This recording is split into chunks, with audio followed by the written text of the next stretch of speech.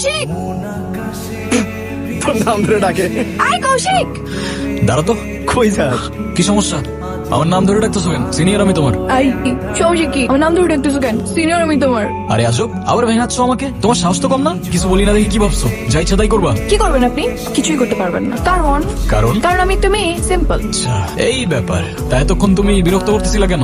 এমনি না, মানে আমি জানতে চাচ্ছি আপনি আমার বাবাকে চিনেন কিভাবে? ও, স্যারের কথা বলতেছো? স্যার তো আমার ফিজিক্স টিচার ছিল স্কুলে। ও আচ্ছা, একটা প্রশ্ন করি।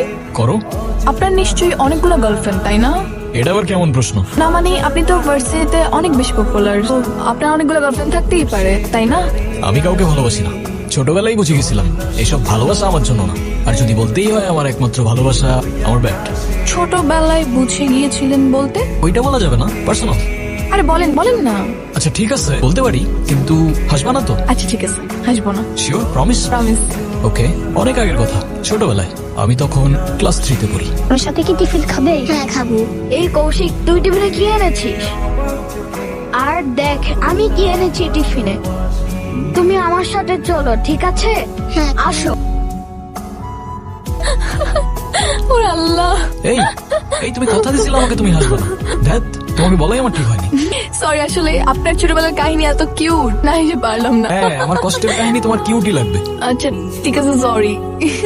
এই তুমি আমার সাথে একটু টিফিন শেয়ার করে খাবে? ধ্যাত্তেরি, থাকো তুমি।